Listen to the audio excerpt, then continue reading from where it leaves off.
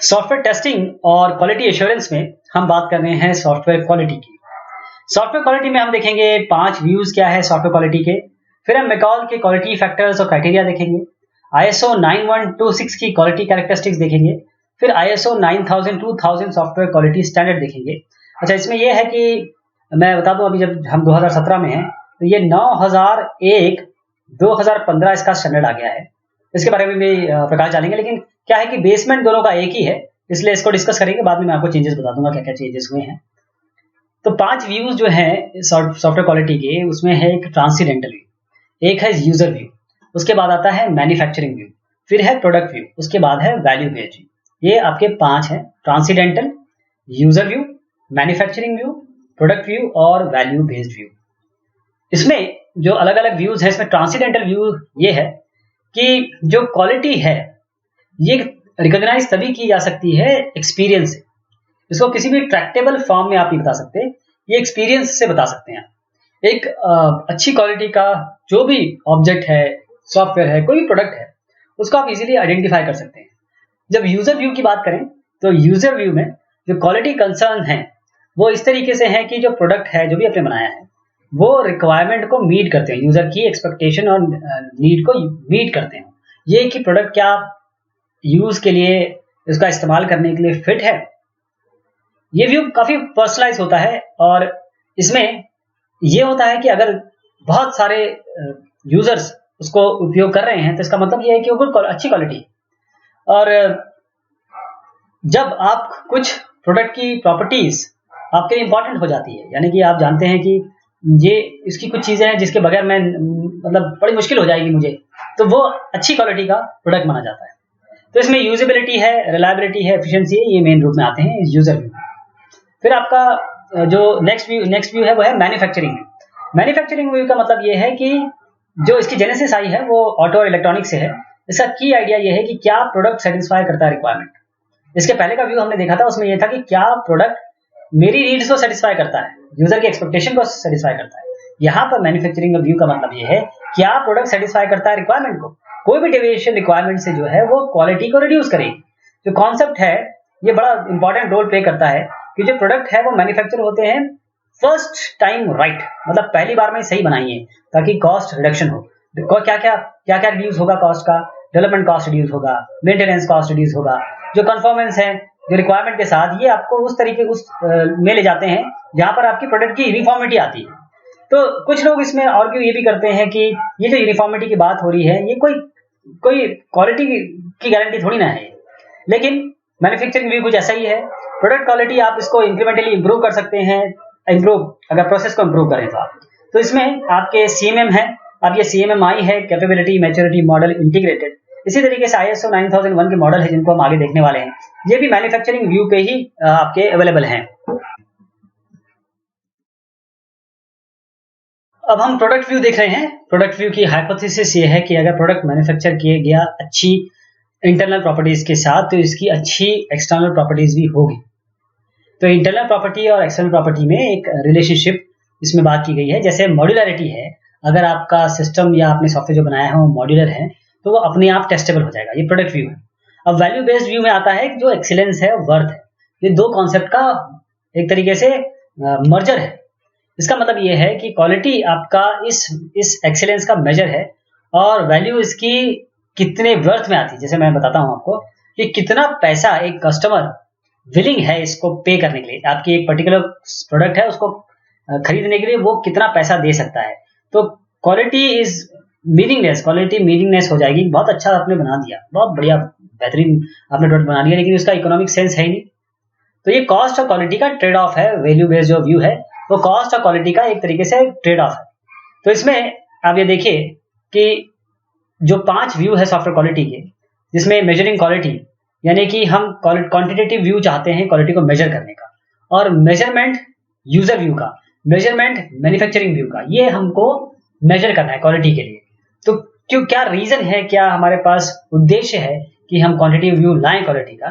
क्योंकि किसी भी चीज का अगर आप मेजरमेंट कर सके तो उसकी क्वालिटी आप बता सकते हैं, वो बेस लाइन्स होंगी। मेजरमेंट किसी भी प्रोसेस के इंप्रूवमेंट के लिए बहुत जरूरी है, तभी उसका इंप्रूवमेंट हो पाएगा। जो नीड है इंप्रूवमेंट की वो तभी हो सकती है जब हम इम्प्रूवमेंट कर सकें, यानी कि जब हम जान सके कि साहब हमने इसको कंप्यूट किया, यहाँ पर कमी है, इसको और बढ़ाया जा सकता है। तो मेजरमेंट यूजर व्यू का फंक्शनलिटी आप मेजर कर सकते हैं, कौन सी फंक्शनलिटी टेस्ट केसेस को पास कर रही है। हम ये जान सकते हैं कि कितनी डिलीवर्ड फंक्शनलिटी है, यानी कितने रेशियो, कितने जो टेस्ट केसेस है वो पास हुए, कितने टेस्ट केसेस आपने असाइन किए, उसके बाद उससे वेरीफाई हो सकता है फंक्शनलिटी। आप गिब्स टेक्निक अप्लाई कर सकते हैं, यानी कि क्वालिटी कॉन्सेप्ट को आप ब्रेक कर सकते हैं अलग अलग कंपोनेंट में, जब तक आप डायरेक्टली मेजरेबल क्वालिटी में नहीं आ जाते। जैसे यूजिबिलिटी को हम कैसे ब्रेक कर सकते हैं, देखिए यूजिबिलिटी को हम ब्रेक कर सकते हैं लर्नेबिलिटी में, अंडरस्टैंडेबिलिटी में, ऐसे हम ब्रेक कर सकते हैं ऑपरेबिलिटी में। तो यूजिबिलिटी को हम अलग अलग तरीके से गिल्ब टेक्निक के थ्रू अलग अलग भाग में डिवाइड कर सकते हैं। अब इनको हम मेजर करें तो हम अपने आप यूजिबिलिटी की हमारे पास मेट्रिक आ जाएगी। तो मेजरमेंट मैन्युफैक्चर व्यू का कैसे होगा, ये मैन्युफैक्चर का मतलब ये है कि आप डिफेक्ट काउंट और जितना मेहनत दोबारा करनी पड़ेगी, रिवर्क कॉस्ट कितना है वो आएगा। तो डिफेक्ट काउंट का मतलब ये है कि कितने डिफेक्ट डिटेक्ट हुए डेवलपमेंट के दौरान और कितने डिफेक्ट डेवलप आपको मिले ऑपरेशन के दौरान। तो ये कितना, ये मेजर करता है quality of work which is produce. तो हम एनालाइज कर सकते हैं डिफेक्ट को कैसे, हर एक डिफेक्ट के लिए हम आइडेंटिफाई करते हैं जो डेवलपमेंट फेज में कितने इंट्रोड्यूस हुए, उनको कैटेगराइज कर सकते हैं उन डिफेक्ट को, मान लीजिए मॉड्यूल के हिसाब से, और जो नॉर्मल डिफेक्ट काउंट है वो प्रोडक्ट साइज के हिसाब से। जैसे डिफेक्ट डेंसिटी, कितने डिफेक्ट्स हैं 1000 लाइन में KLOC में। फिर हम डिफेक्ट को जो ऑपरेशन के दौरान आए हैं और जो डेवलपमेंट के दौरान आए हैं, उनको हम सेपरेट कर सकते हैं। अब दूसरी बात जो आती है मैन्युफैक्चर इंटरेस्ट में, एक डिफेक्ट काउंट है और एक रिवर्क काउंट है। तो डिफेक्ट काउंट तो आपने देख लिया कैसे करेंगे। रिवर्क काउंट में ये है कि कितनी मेहनत लगने वाली है अगर आपके नॉन डिफेक्ट्स उनको फिक्स करने में, तो उसके लिए डेवलपमेंट रिवर्क कॉस्ट है। ये रिवर्क कॉस्ट जो प्रोडक्ट को रिलीज करने से पहले आते हैं, इसे हम डेवलपमेंट एफिशिएंसी कहते हैं।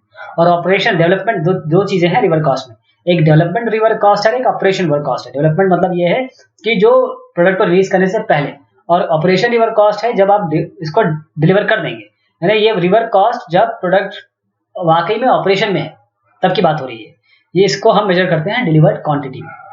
तो मैकॉल की क्वालिटी फैक्टर और क्राइटेरिया देखिए। क्वालिटी फैक्टर जो मैकॉल साहब, रिचर्ड साहब और वॉल्टर साहब ने इसको स्टडी किया था, जो क्वालिटी सॉफ्टवेयर क्वालिटी है, उनके दो की कॉन्सेप्ट थे। उन्होंने कहा एक क्वालिटी फैक्टर्स होते हैं और क्वालिटी क्राइटेरिया होते हैं।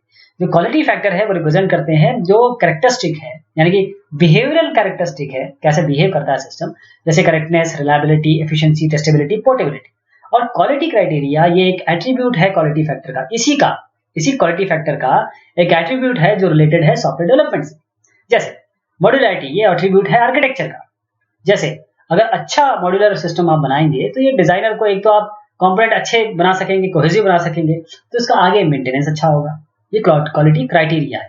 क्वालिटी फैक्टर्स तो वो हैं जो बिहेवियर दिखाएंगे, लेकिन क्वालिटी क्राइटेरिया वो होते हैं, वो एट्रीब्यूट है क्वालिटी फैक्टर्स के, इसके एट्रीब्यूट जो रिलेटेड है सॉफ्टवेयर डेवलपमेंट से। ये बिहेवियर से रिलेटेड है, ये सॉफ्टवेयर डेवलपमेंट से रिलेटेड, जैसा भी मैंने आपको बताया। तो मैकॉल साहब ने 11 क्वालिटी फैक्टर आइडेंटिफाई किए। ये 11 क्वालिटी फैक्टर कुछ इस तरीके से है: correctness, reliability, efficiency, integrity, usability, maintainability, testability, flexibility, portability, reusability और इंटरऑपरेबिलिटी। करेक्टनेस का मतलब ये है कि the extent to which a program satisfies its specification. जो स्पेसिफिकेशन है उसको आपका सॉफ्टवेयर या प्रोग्राम कितना फॉलो करता है, कंफर्म करता है, और जो आपके ऑब्जेक्टिव है उसको कितना, ये इस मिशन को कितनी तरीके से एक तरीके से इनलाइन है इसके। रिलायबिलिटी का मतलब ये है कि जो प्रोग्राम है, आपका सॉफ्टवेयर है, इंटेंडेड फंक्शन जो भी है उसको कितने प्रिसीशन से करता है और कितना फेलियर रेट है, ये इससे निकल के आता है। एफिशिएंसी का मतलब ये है कि कितना टाइम कॉम्प्लेक्सिटी, स्पेस कॉम्प्लेक्सिटी, जितने रिसोर्स और कोड ये लेने वाला है किसी एक फंक्शन को परफॉर्म करने के लिए, उसे हम एफिशिएंसी कहते हैं। इंटीग्रिटी का मतलब ये है कि कोई भी अनऑथराइज्ड पर्सन को कितने हद तक रोका जा सकता है। यूजेबिलिटी का मतलब ये है कि उस प्रोग्राम को समझने में, उस पर काम करने में, उसका इनपुट तैयार करने में और जो आउटपुट आने वाला है उसको इंटरप्रेट करने में, समझने में कितनी मेहनत लगने वाली है। मेंटेनेबिलिटी का मतलब ये है कि जो एफर्ट लगेगा फिक्स करने में एरर को, उसे दूर करने में कितनी मेहनत लगने वाली है। टेस्टेबिलिटी का मतलब ये है कि जो एफर्ट आपको लगेगा प्रोग्राम को टेस्ट करने के लिए, उसके फंक्शन जो आ रहे हैं उसको, उस फंक्शन को चेक करने में, वेरीफाई करने में, वैलिडेट करने में कितनी मेहनत लगने वाली है। फ्लेक्सिबिलिटी का मतलब ये है कि कितना एफर्ट लगेगा, कितनी मेहनत लगेगी आप अगर आपके ऑपरेशनल प्रोग्राम को आप चेंज करना चाहें, मॉडिफाई करना चाहें, अडेप्ट करना चाहें, जो परफेक्ट करना चाहें।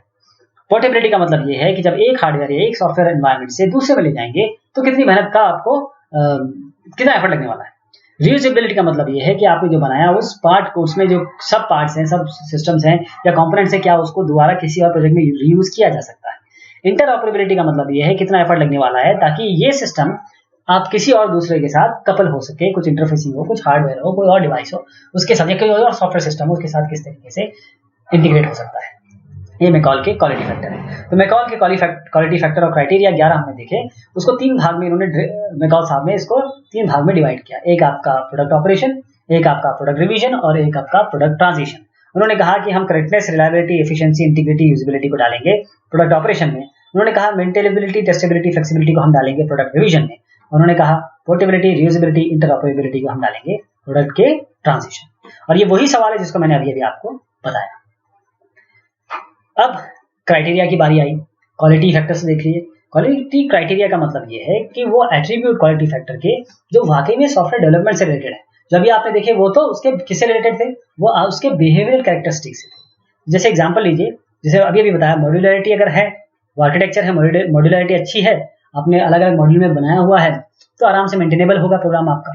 तो हम ये अलग अलग आपके ये करीबन 11 आपके क्वालिटी फैक्टर थे, 23 करीब आपके क्राइटेरिया है, और वो भी इनको ही हेल्प करते हैं, यानी कि हर एक क्वालिटी फैक्टर से रिलेटेड आपकी क्वालिटी क्राइटेरिया है। Access audit, access control, accuracy, communication commonality, completeness, communicativeness, conciseness, consistency, data की कॉमनैलिटी, एरर का tolerance, execution efficiency, expandability, generality, hardware independence, instrumentation, modularity, operability, self documentation, simplicity, software system independence, software efficiency, traceability और training.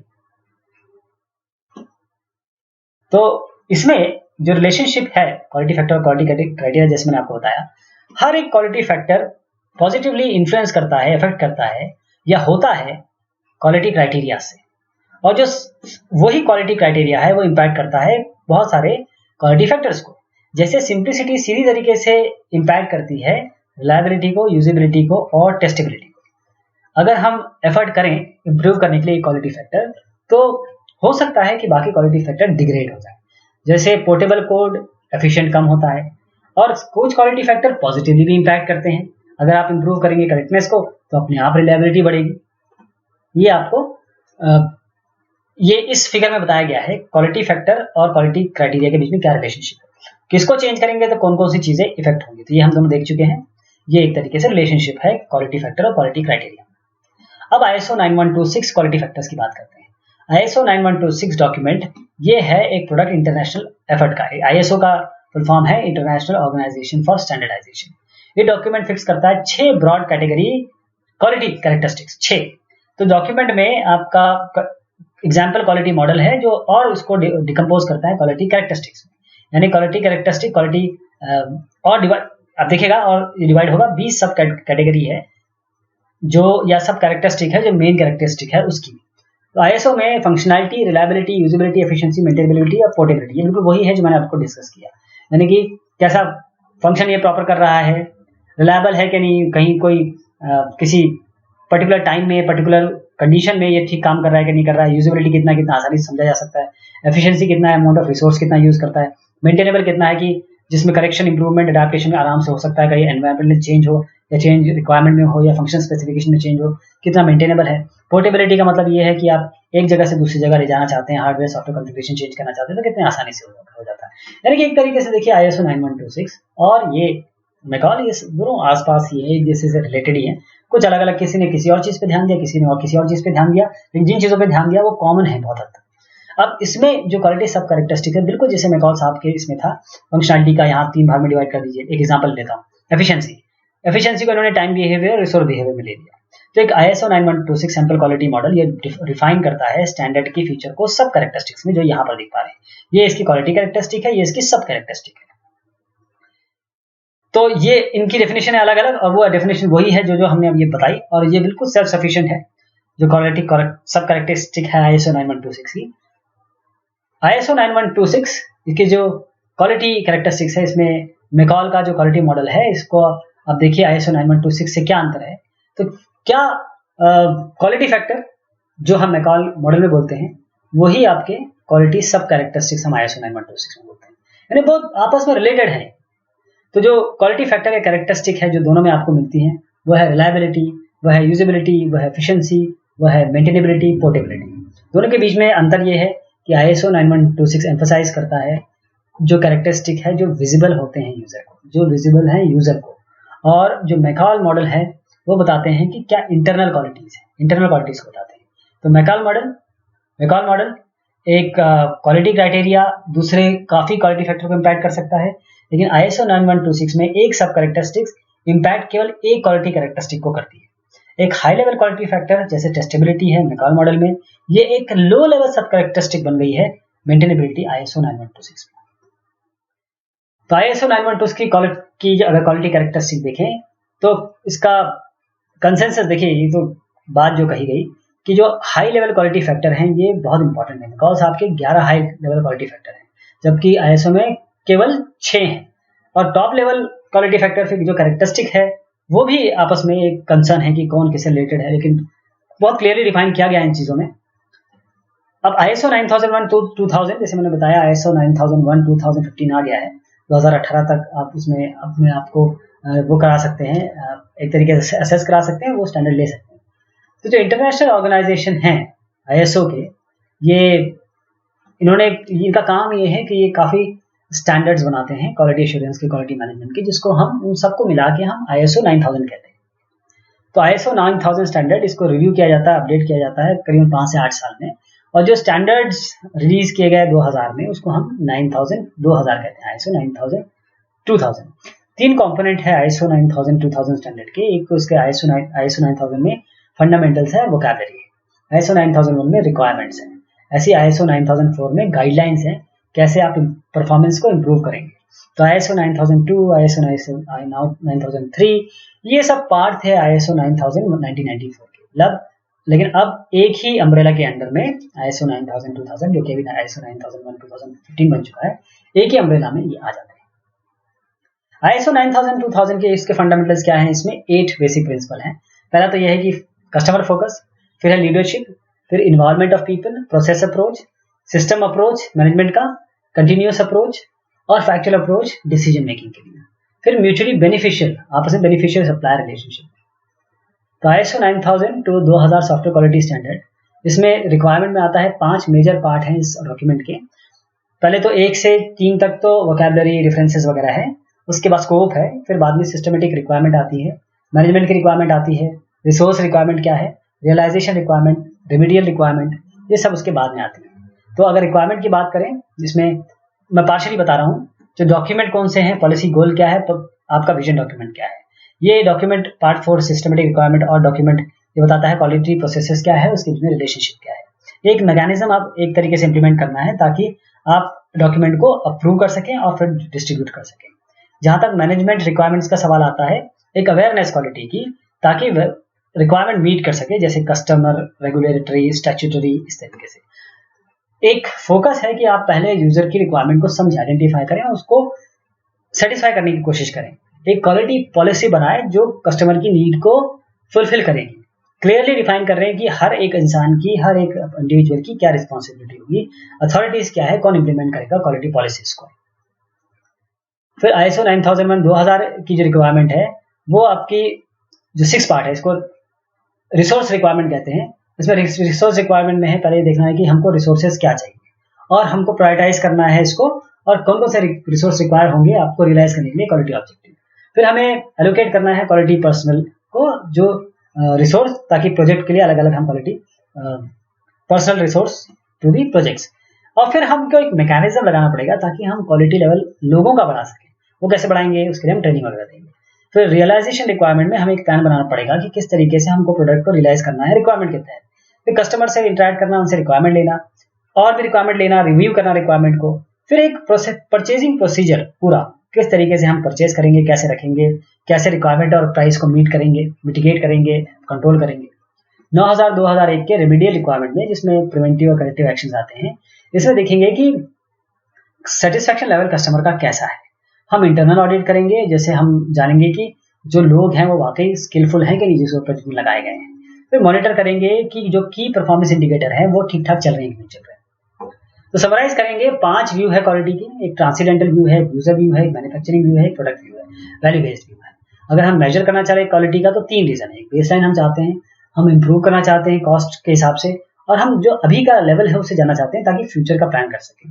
अगर हम manufacturer view को करना चाहें compute, तो defect count और रीवर्क कॉस्ट है। मैकॉल की क्वालिटी फैक्टर में हमने देखा कि इसके 3 क्लासेस में डिवाइड किया इन्होंने, ऑपरेशन, रिवीजन और ट्रांजिशन। क्वालिटी क्राइटेरिया में हम देखें करीबन 23 क्वालिटी क्राइटेरिया थे, 11 इनके क्वालिटी फैक्टर थे। इसके बाद जो ग्लोबल इनिशिएटिव है क्वालिटी कंट्रोल के लिए, उसमें ISO 9126 है, ISO 2000 है।